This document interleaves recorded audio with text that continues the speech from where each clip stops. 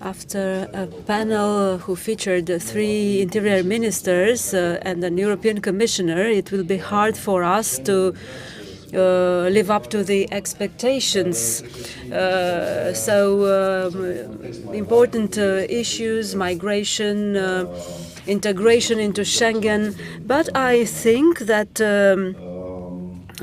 the strategic thinking is also important for us. So I would like to make a connection to what happened yesterday. Prime Minister Ciucă said that Romania not only mentioned to show but also to underline the fact that we are a strategic pillar in the region. I attended the panel on energy where Minister Popescu was present, and we discussed there about the energy regional hub that Romania has been developing for some time now.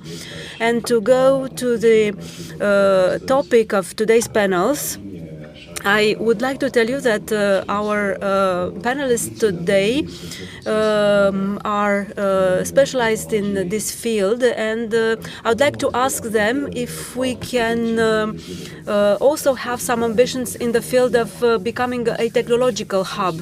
We've seen how intensely technology has been used in this war, semiconductors, microchips, were few and far between over the last year. We had a faulty supply chain, and such technological aspects are an accelerator of warfare, including hybrid warfare, and we can make connections to cyber security and speak about the cybernetic war in Ukraine, which also impacted us. And then another question would be to what extent strategic thinking, paraphrasing now Mrs. Rebenko, would allow us to go beyond only having a firefighting approach, extinguishing fires, and expanding to a more long-time approach. You have the topics on our site, the titles of the panels, and I would like you to keep to the 7 or 8 minutes you have, and I now give the floor to Mr. Sebastian BURDUJA, Minister of Research, who's always been present to our events. Minister, you have the floor. Thank you, Chair, distinguished colleagues, distinguished guests. It's always a great pleasure for me to attend such events. It's already a tradition, and you discuss those kind of topics that really matter.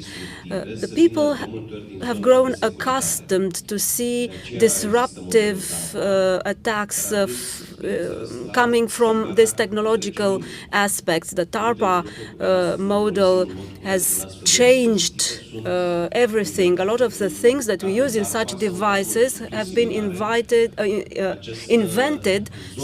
within DARPA or similar structures for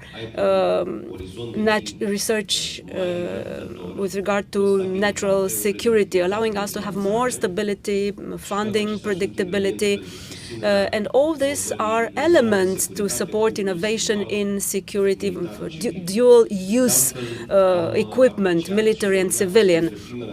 Romania was one of the first states that followed the NATO Innovation Fund and the Diana Accelerator.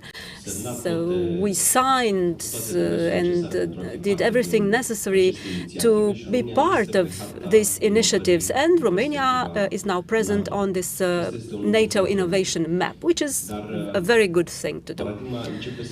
However, we've seen a shift in the paradigm, and we need ever more active partner in the field of PPPs. We've seen a lot of innovating startups and there is no more predilection for innovation from the public arena, like things that change the future of mankind. The focus has shifted to the private area, and I like that you underline these elements, the private, and the Romanian Commercial Bank is with us today. I congratulate you for what you do. It's a trend that we should see more often, not only in Romania, but in Europe and at the NATO level. A couple of more things. Over the last couple of years, and more accelerated through the last year, Romania has went through a digital revolution. That's the reality. If we look at the regulatory framework on digitization, we see a lot of very complicated things where Romania has been an innovator and is now given as an example.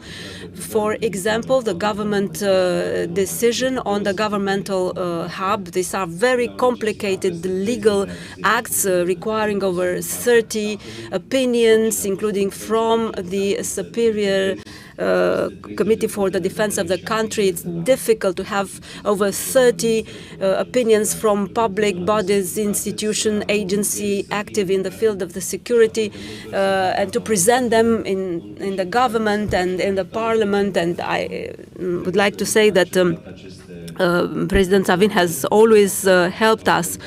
And they were also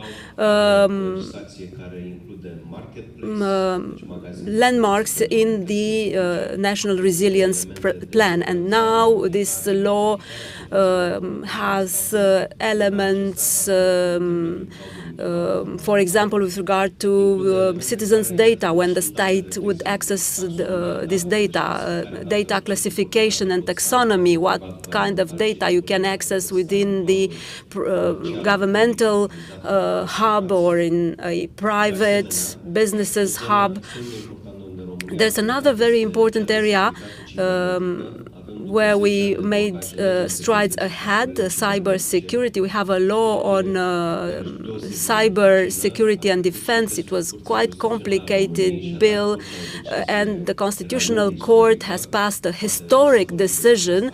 Maybe the media has spoken less about that. Maybe we shouldn't speak about it, but the arguments invoked by the court are essential. The fact that it's for the first time after many years that we managed to change and amend the national security law to take into account these new threats, hybrid war, disinformation, propaganda campaigns, things that Romania has been faced with ever more often since the beginning of the war in Ukraine.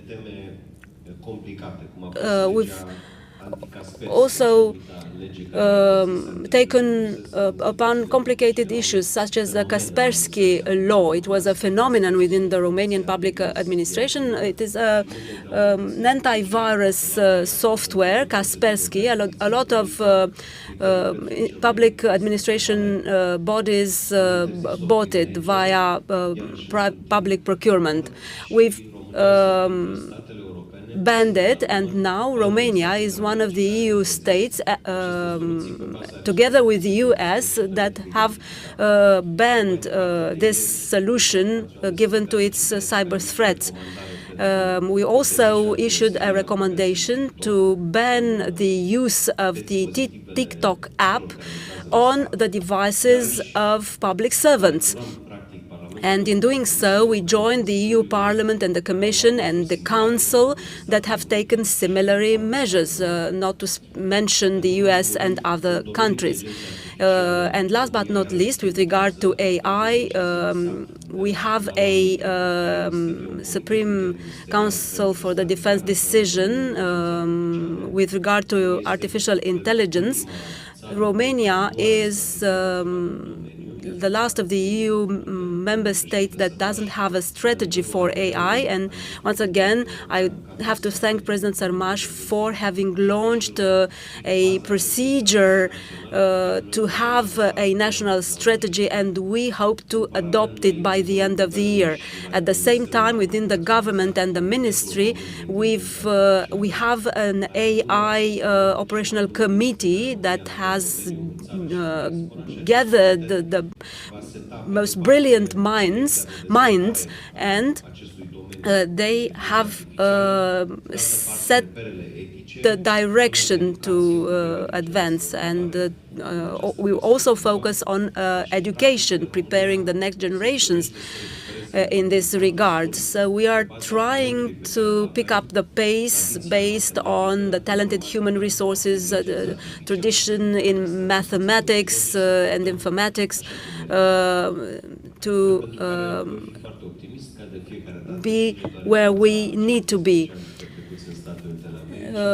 I spent 12 years in the US, and based on the experience I acquired there, I can say that we have a chance to be a model to others, an example, and to no longer import technology, but to be able to create it here within through such initiatives as Innovix, giving an example to the whole world and exporting ourselves and changing mankind and showing our flag on more and more projects. Thank you.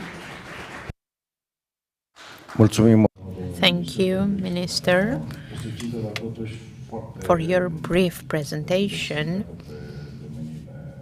of the digital field, cloud, technology.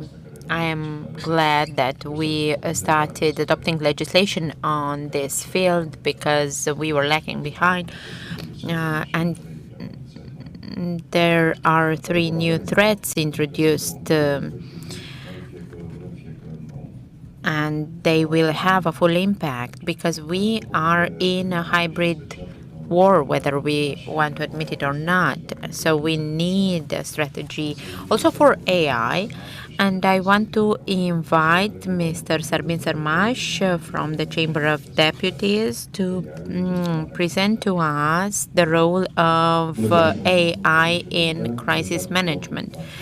Thank you, dear President.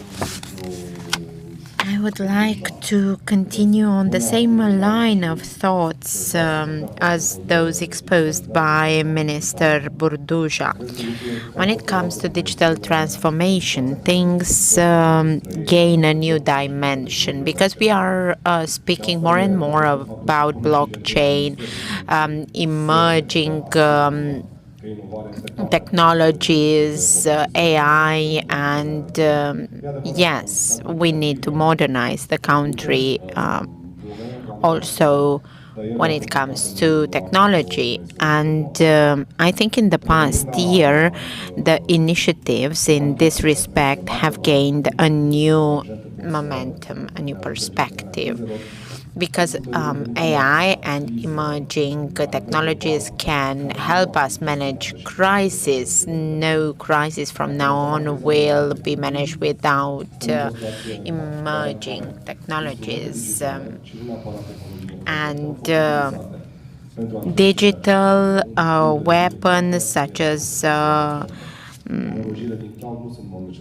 cloud is not necessarily an emerging technology, but they helped us during crisis.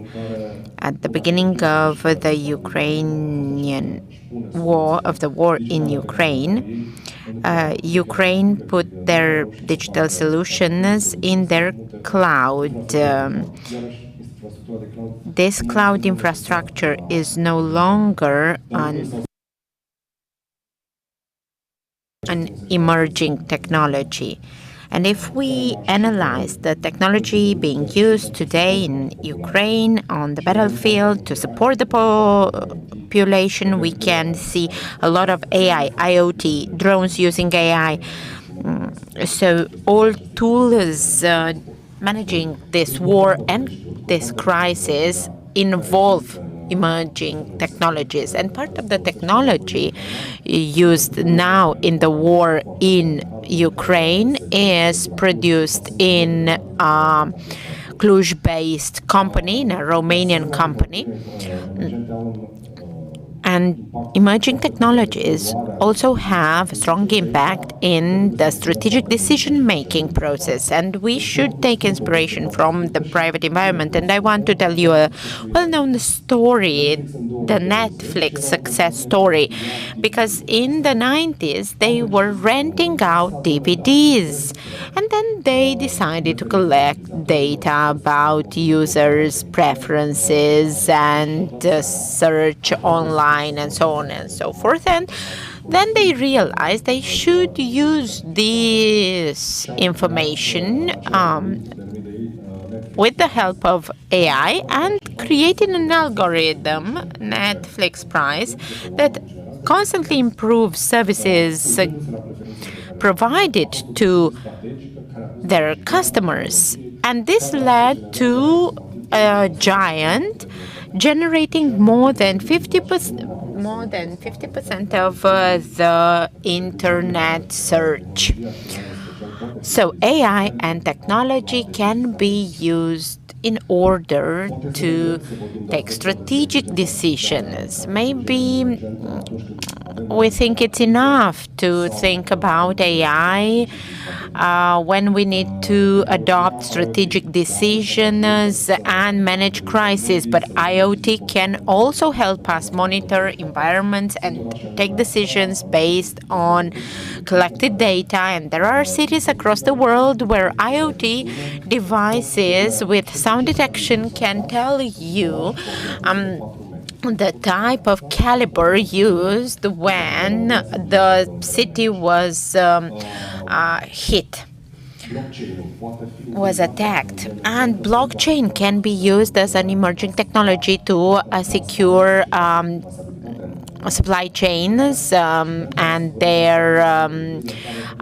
traceability. And in Ukraine, you know, unwanted, undesired things are happening. Augmented reality, VR, so they are useful in training emergency personnel to adopt measures in a swift time.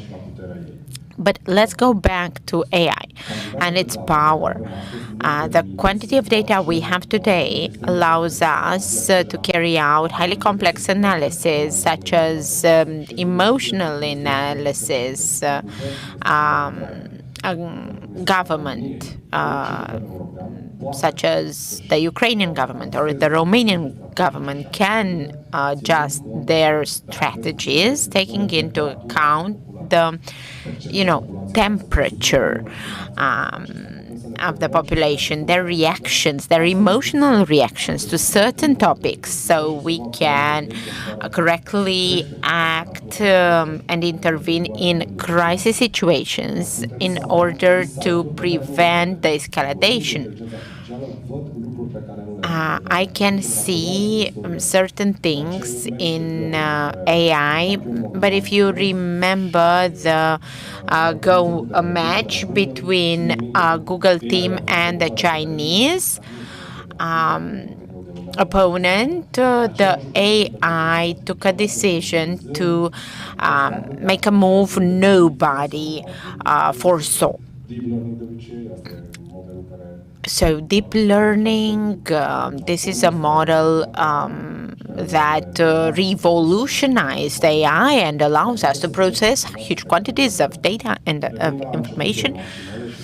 And going back to the beginning of my discourse, I want to reiterate the fact that we will no longer manage major crises without emerging technologies, because they save resources, they make us more efficient, and allow us to overcome complicated moments in time.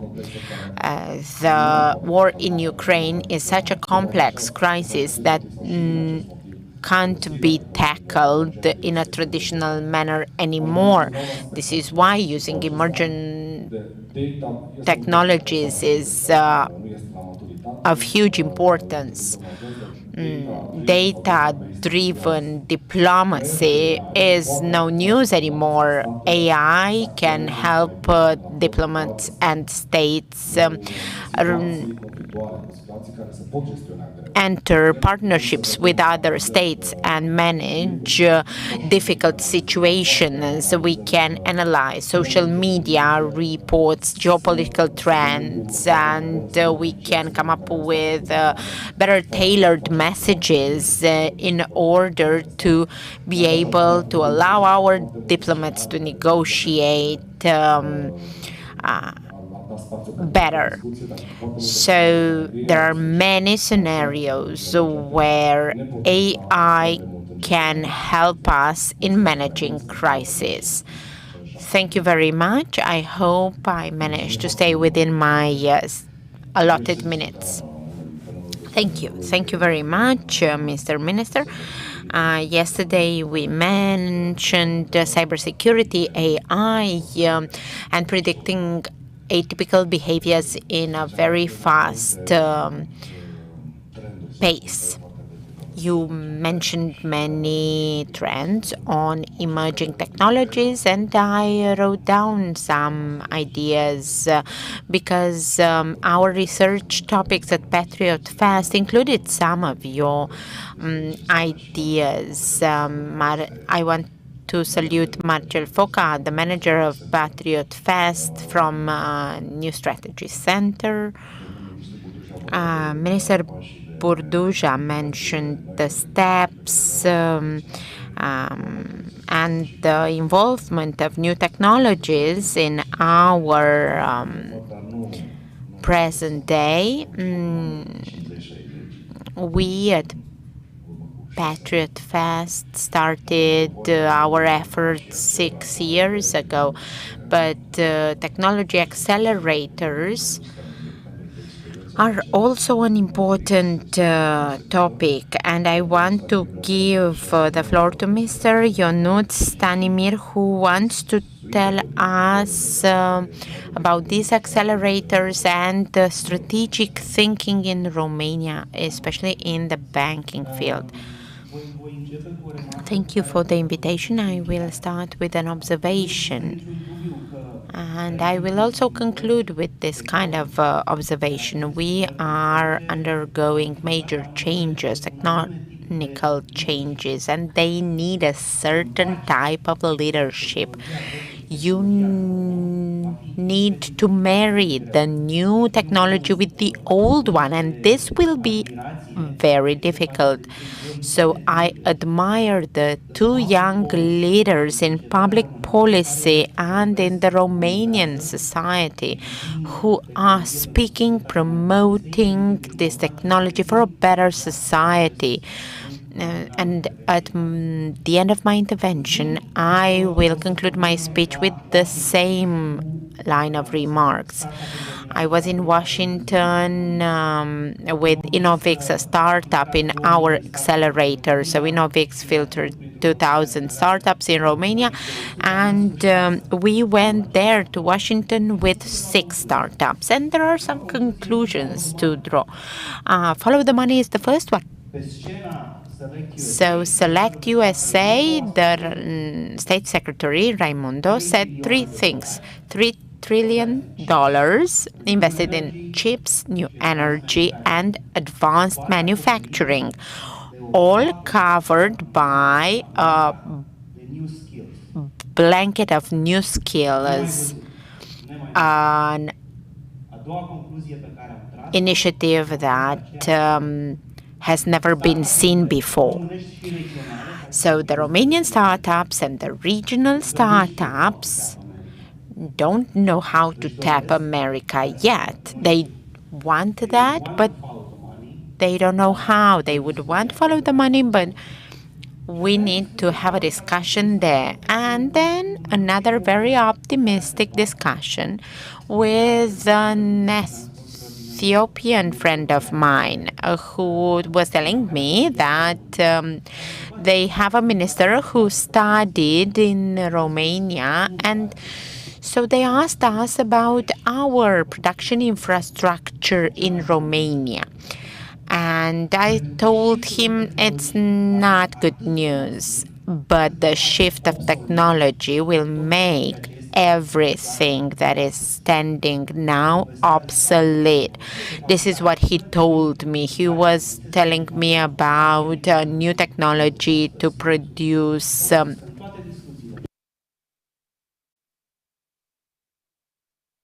cement that will cut down on costs by 30%. We have some write-offs that we cannot afford. So there are three things we need to have as objectives: economic competitiveness.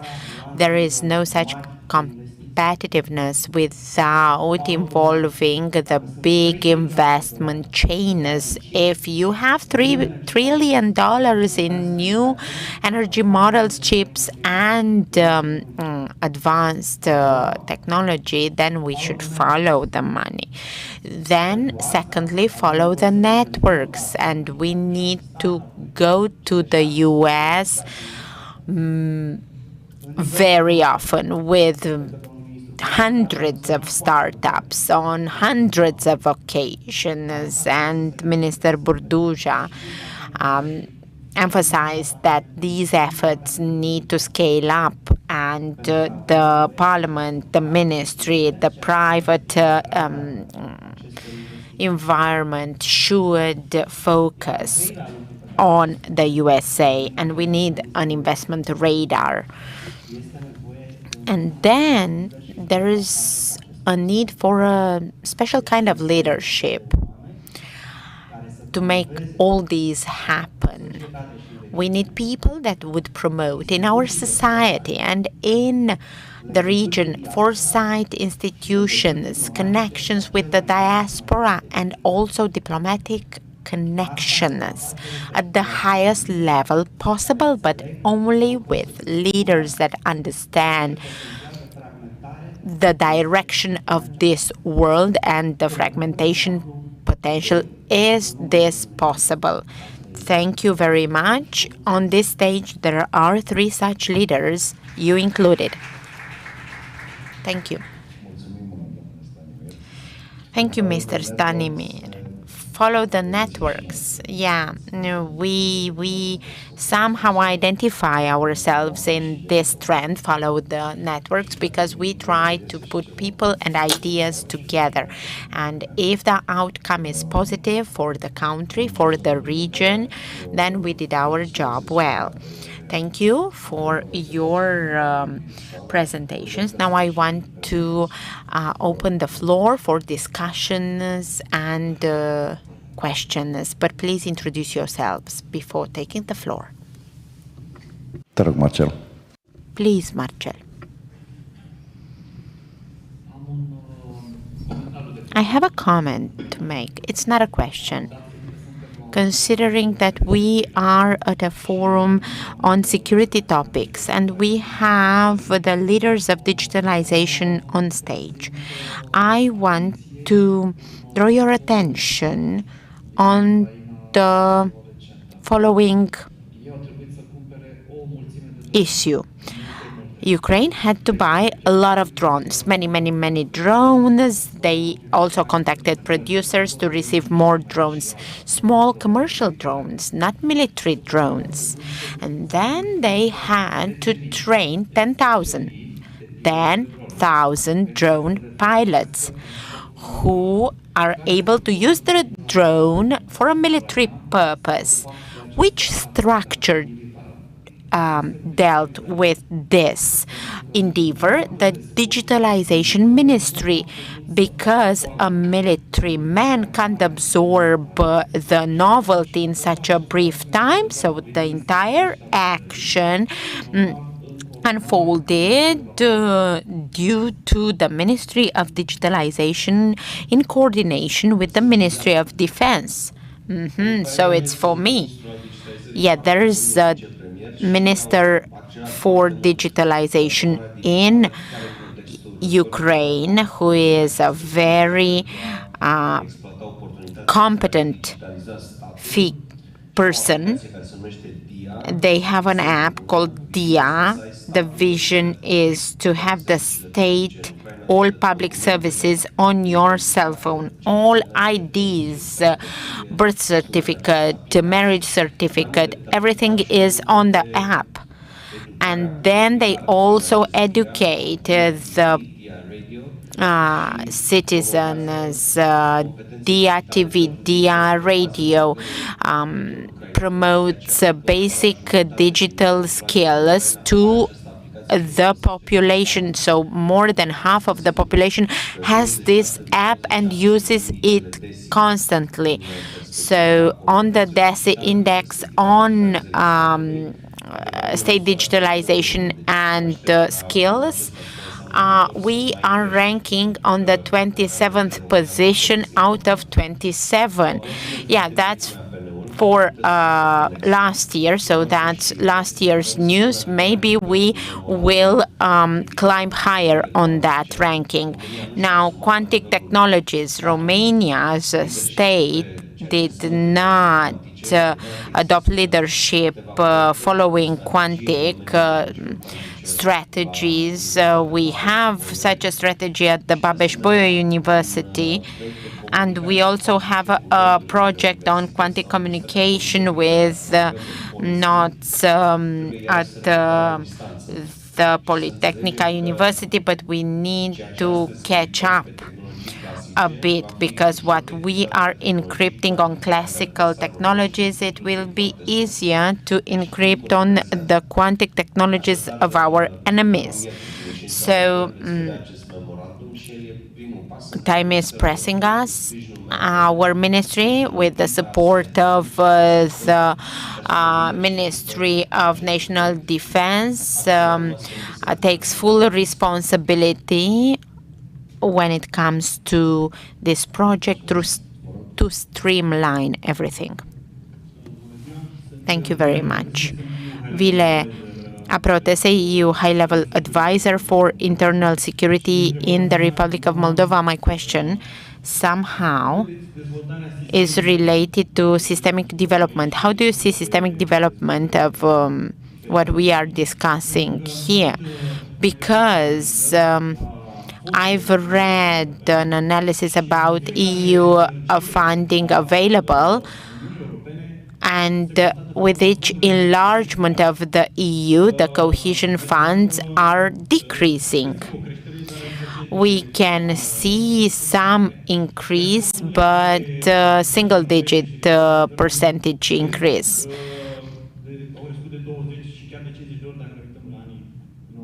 And the needs are increasing 20-fold, 50-fold. But in that article, there was a recipe for success. Volume. Those who were capable of writing the projects were writing 5 in order to win 1.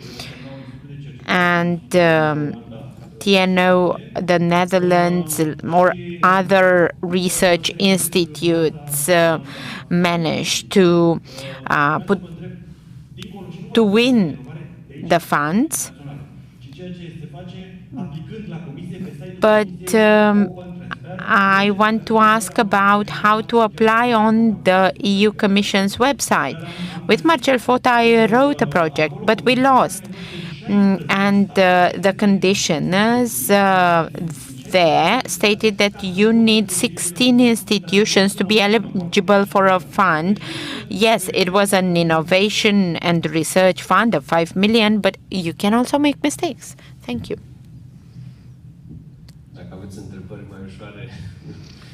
Do you have an easier question? Horizon Europe programs are well financed, 100 billion euros that Europe is investing in research and development, because if you do not boost your endogenous research and innovation capacity, you will lose on the long term. And we follow the example of South Korea and Japan that invest 5% of their GDP on innovation. We invest 0.2% because we lack internal administrative capacity to apply. And I want to invoke somebody from Magurele platform, and I asked them, why don't you apply for Horizon Europe, because this will allow you to pay your researchers well, and you will encourage young researchers to play along. And they said, you want us to be in Champions League with fourth division with very poor players. We need to grow our domestic innovation capacity in order to play in Champions League. We can't come with a team of amateurs, and if you do not invest in research and innovation, you will only lose games. So we need to increase our budget gradually, and if we put there 10 billion lei, 20 billion lei, it's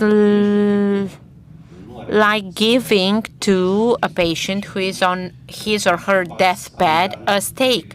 They can't digest it.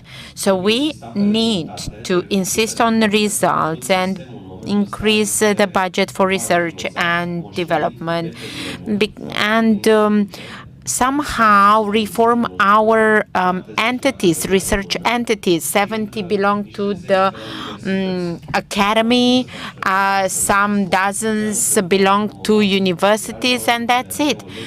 We promoted under NRRP a research project to allow entities to set up consortiums at national level and somehow unite their forces and fuse with institutions who lack capacity to succeed.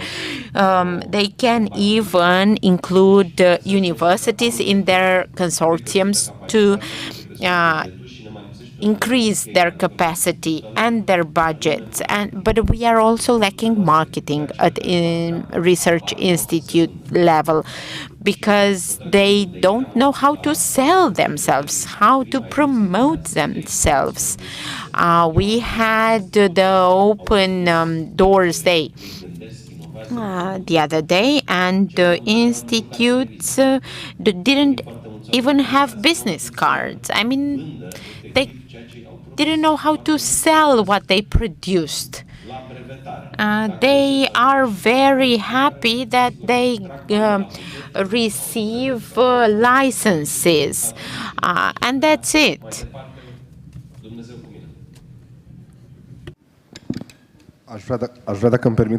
If I may, I'd like to make a brief remark on what you've just said and what the minister said. It's admirable what both the EU and Romania are doing, allotting a bigger stake of the budget to research, but it's not enough. If Europe wants to be able to rely on innovation and the products that are created, needs to come up with an innovation system, ecosystem. Let me give you the example of the most commonly used programming language, because it has a capacity to process a large amount of data.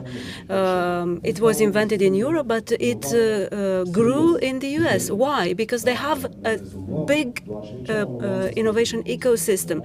And as the minister said, the example he gave with a steak, so if you what you only do is to innovate in research and innovating universities, but you do not create the whole ecosystem, technological transfer, marketing, and so on, will not be competitive. So once again, it's not enough. It's the first step indeed, but we need to do more. Thank you. Thank you. Another question. My name is Roberta Răducu from New Strategy Center and from the Political Studies Academy. I attended this panel because its topic was the times of crisis, and that's what I teach myself. I took the floor to draw your attention to a small topic from the research area, that is research in communication. Maybe it's less appealing than the research and innovation in other fields. Yes, you're right. You shouldn't give a stake to someone who's on his deathbed, but perfusion will be, an IV will be quite useful. So through this kind of IVs, they will get well. As the minister said earlier, we need to do more with regard to marketing, to selling ourselves, to showing people that things are finally moving here in Romania. So help us. Most oftenly, the institutions are being turned down. They are telling us there's no funding for this. And we cannot fund it from our own pocket. I mean, you know how things are in research. We are not being paid. We usually pay from things from our own pocket. Thank you for your question. Well, with regard to the wages level in your field, we are trying to increase the salary level for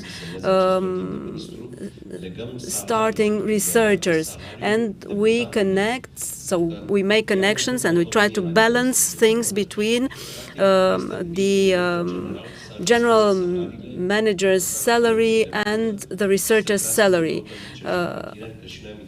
And you're right, we've also identified this problem as an issue. With regard to technology transfer, on Wednesday we'll have a memorandum discussed in government in partnership with Professor Curaj, with EFSGDI.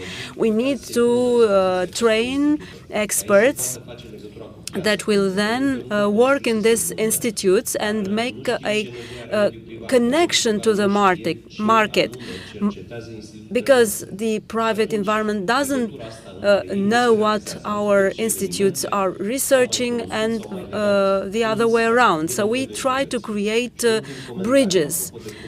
And my final comment about how we present ourselves as a country.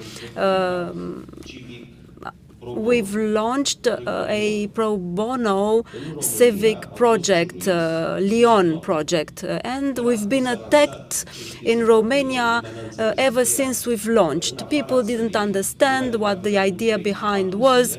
So 3 or 4 days ago, there was an article in the Financial Times saying that Romania is the first state worldwide using artificial intelligence in order to strengthen its democracy and the connection between decision makers and the population.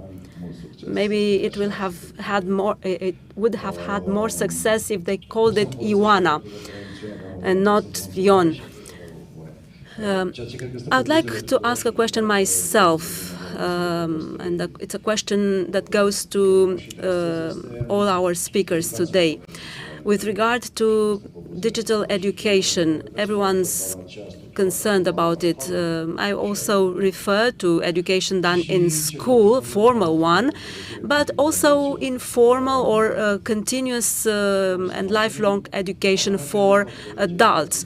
We are currently debating on the education law in Parliament. So, do we really have this capacity? Can we prepare specialists in augmented reality, AI, blockchain? That's what you mentioned earlier. Mr. STANIMIR spoke about new skills and the fact that they are not reflected in the labor market. And this question goes to Mr. STANIMIR as well. I know that your bank has some private project, automation, robotics, excellency centers. Mr. BURDUJA, I know, is also interested to ensure support for universities that are training this kind of specialists. So what can you tell us about the education arena? Are we capable to introduce this kind of skills in due time? This is a very good question. To me, the digital skills pillar is the most important one. That's where we need to focus. Communication infrastructure, IT infrastructure, new technologies. These are topics well debated, but digital skills less so. But this industry contributes to 7% of the GDP. It's one of our flagship industries, and this is currently changing. We'll need other kind of skills. We've seen a demand on LinkedIn for prompt engineers. 5 days ago, I didn't even know what prompt engineers were. Well, these are engineers capable to use AI in order to generate and code and make their work easier. I will let Mr. BURDUJA tell you more about that. In the ADR, we have provisions to support Romanian specialists in order to acquire new skills. Allow me now to speak about the wider population. The general public does not fare so well with regard to basic digital skills. Only 29% of our population knows what this is about. Of course, the Labor Ministry has a duty to popularize or to do something in this regard, but our leaders, all of them, have a duty in supporting this area. Otherwise, you cannot train people who are competent on the labor market. Or you need to take them out of production in order to enroll them in training. The commercial bank is a good example of entity that supports NGOs that have training programs for tens of thousands of teachers, for civil servants, for people pertaining to vulnerable groups. When we are speaking about digital skills, well, they are paramount for successful projects, and both the public and the private arenas have a role to play in it.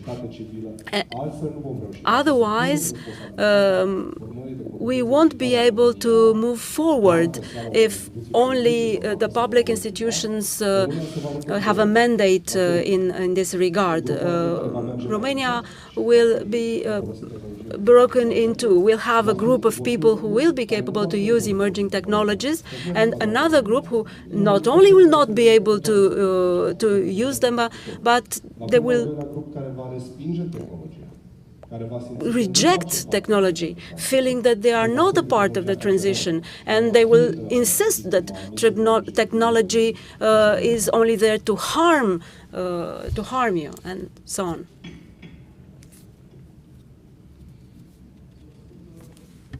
I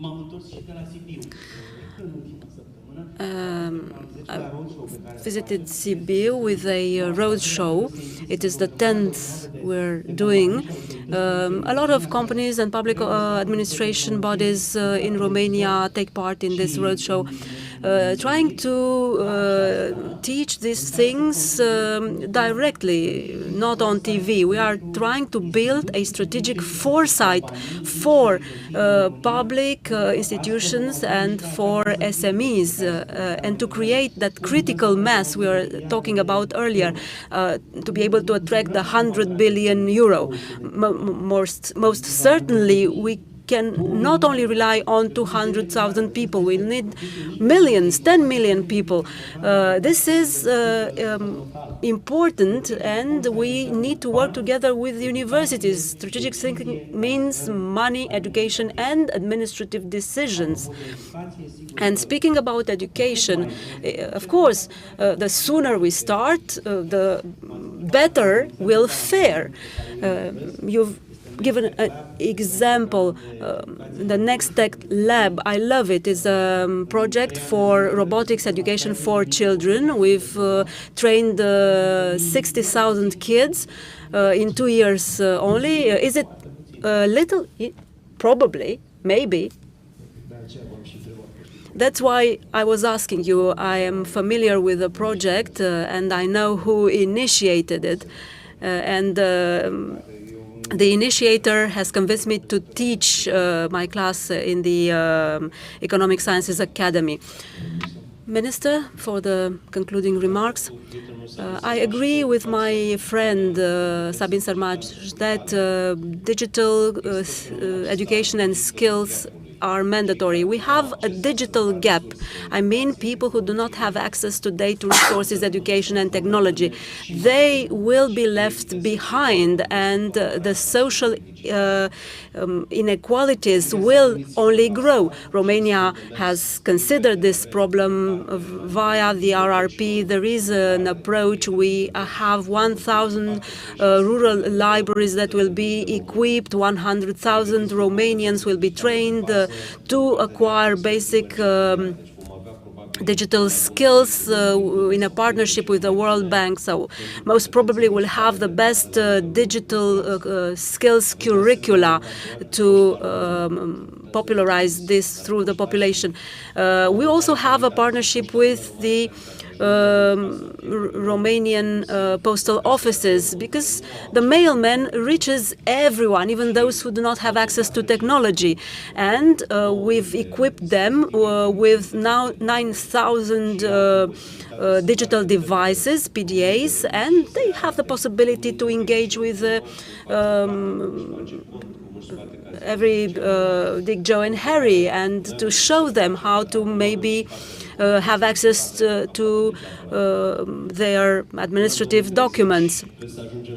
By 2030, we aim to reach 80% of the population with our digital trainings. And the recipe, indeed, is to have a partnership with the private environment. The biggest companies in Romania have a lot of trainings, from the international businesses to the Romanian ones. I've been to Spain. I discussed with the Deputy Prime Minister, Mrs. Calvino, and we will create a platform where we will integrate all these programs, and everyone who wants to do something in this regard will then know where to look. So, of course, we need to scale it up. 1 million people a year cannot be achieved without your contribution. Thank you very much. There was a question that a young man had at the back of the room.